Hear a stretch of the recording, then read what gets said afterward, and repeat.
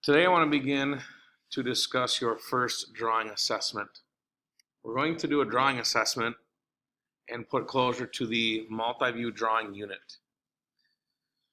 As you see on your screen, and this will also be found on your Schoology page, here are the blueprints for the 4 required drawings to complete for the multi-view drawing assessment. Each drawing will show 3 views. Each drawing will also show solid object lines, hidden lines, and center lines. I will give you the total number of hidden lines and center lines as a helpful hint to make sure you complete each drawing correctly. Please remember, this is a summative assignment.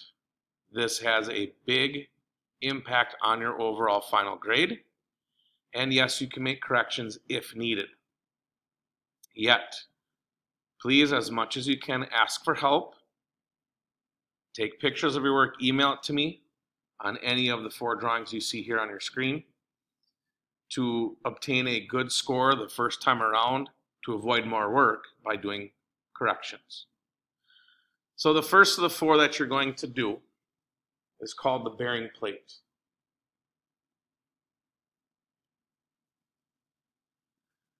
The bearing plate here, this is the title that will be lettered in 1/8 inch tall lettering at the bottom of template A. What we'll now notice here is that we'll have different heights, different levels for that near and far in each different view. And now we're also incorporating a single hole that was drilled all the way through the part. If you notice, we're also now starting to use center lines on our blueprint. So where we see a full circle, we will also start to use center lines. The second one that you're going to do is called the cross base that you now see on your screen. Cross base also has some of that near and far of the different planes of each side. And the cross base also now has 2 circles drilled in that top section. Item number 3 is going to be the cutter holder shoe. And then item number 4 is going to be the starting catch. So you're going to draw out these 4 on template A in orthographic projection, showing all construction lines, all solid object lines, all hidden, and all center lines. Now, when we start to go through this today with you, I'm not going to actually draw these out. Again, this is an assessment. I want to see what you know. So what I'm going to do is I'm going to provide you with what we call a freehand sketch. That freehand sketch is getting my ideas down on paper where I can sketch out the front view, top view, side view. I can add all different kinds of features, including, for example, the circle. I can also include any center lines and hidden lines. That basic sketch, that freehand sketch, does not use any drawing tools. The only drawing tool that you use is a pencil, so no rulers. Then take that freehand sketch and feel free to take a picture of it and email it to me and ask me, is this correct? Or if it's not, I will tell you where corrections should be made. So looking at the bearing plate, I can see that I'm going to have an L shape in my front view here, a small rectangle, and another small rectangle or square. So as I begin to draw this out, I want to take my sheet of paper and begin to do just a basic freehand sketch. So again, I'm going to do this in pencil. So I'm going to start with my usual vertical construction line. I'm then also going to start with a horizontal construction line. Now, as you can see on your screen, they're not straight, and that's okay. It's a freehand sketch. So if I start now to shade in what I think is going to be the front view, I have this rectangle, I have this L shape here, and this rectangle back here. So again, we're just reusing some of the skills that we have learned from previous. So if I just do a basic sketch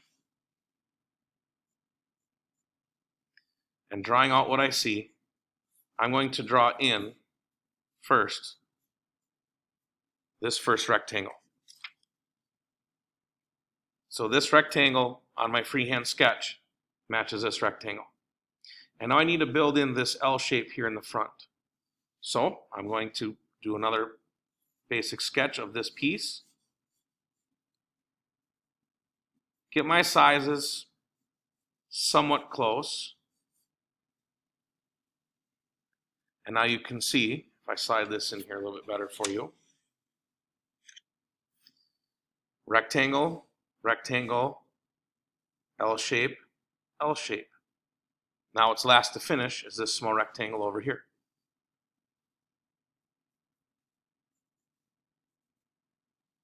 So now what you see on your screen gives you a basic idea of what the front view is going to look like. Now, what we do have to remind you of, though, is this circle. This circle is going to show details in the front view with hidden and center lines somewhere here about in the middle. Yet I can't do the hidden and center lines here in the middle just yet. What I need to do in the top view then is do a basic sketch of where to locate the circle. Then I'm going to work backwards. So as we've shown you in class, we're now going to build construction lines, and we're just going to go nice and straight coming up as best we can in a freehand method. From this corner straight up, and from this corner here straight up. Now I still want to maintain approximately 1 inch view in between. So we'll just draw a horizontal line across here at about 1 inch. And we can now see the width dimension has now transferred up here. So looking at my top view now, without doing a ton of shading, I can now see a rectangle here, second rectangle, and then this shape, whatever we want to call this. So I'm going to keep it real simple. These two rectangles are directly above this section here in the front view. So we're going to sketch them in the top. And you can shade, you can scribble, you can use pen, pencil, marker, doesn't matter. And it appears that they're split in half. This rectangle matches here. This second rectangle matches here. So the near and the far, near and the far. So now we're going to block in this basic shape here. I don't know how to describe it. I don't know what to call it. But I can see approximately where this cutout is going to be located, somewhere in that front right corner. So draw this over. Bring this down. I'm thinking it's less than halfway down.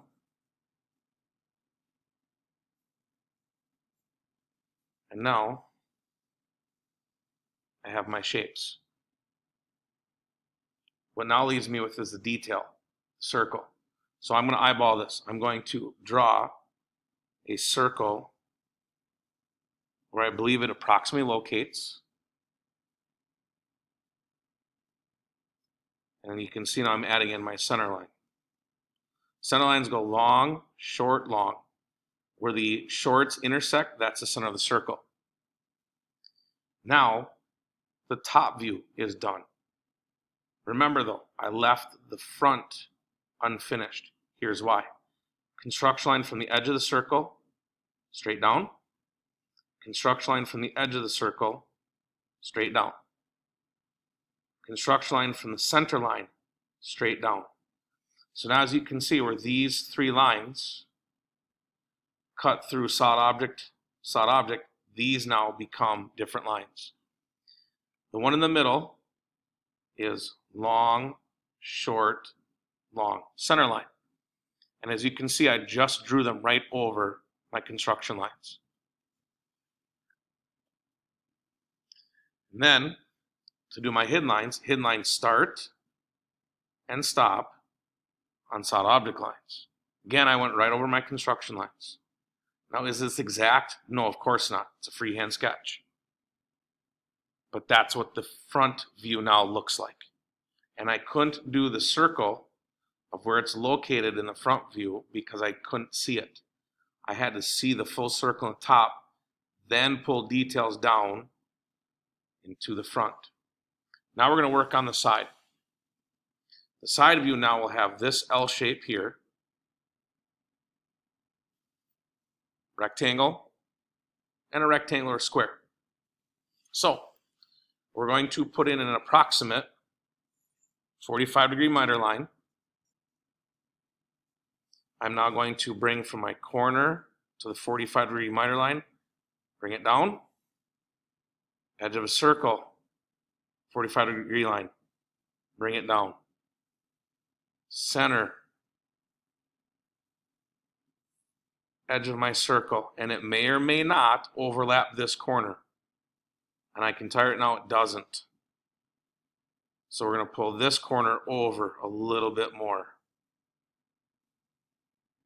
This and this does line up. Well, can't see it here.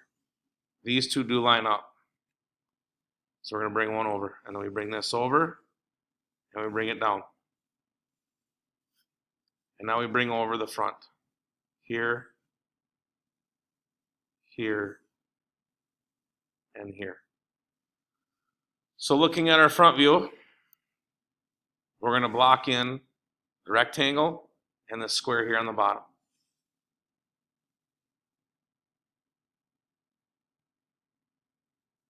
The square sits all the way over here, and all I can do is backtrack my construction lines to locate them. And then I can build this rectangle in here.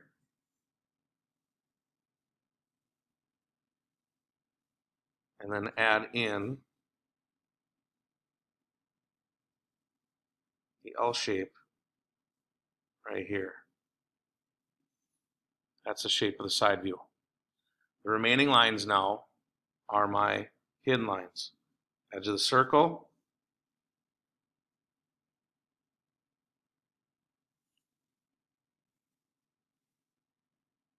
edge of my circle, and then my center line through the middle. Now, notice how I'm drawing these in. Center lines cannot stop or start by touching solid objects, so leave a space. Hidden lines will start and stop. So this is what the freehand sketch looks like for the bearing plate. So this is a good way to begin to draw out the 4 required drawings for the multi-view assessment. So if you make mistakes, or you're not sure about certain features or where they go, or if it's even drawn correctly, this is now you take a picture of this, email it to me, and ask whatever questions that you have. Never be afraid to ask questions, because if you don't, I assume you know what you're doing. So either you have a good score that reflects that, and yes, you know what you're doing, or conversely, you have a low score, and it's obvious you don't know what you're doing. And I'd be more than willing to help you out. So this, again, is a freehand sketch, getting my ideas down on paper of what that bearing plate is going to look like.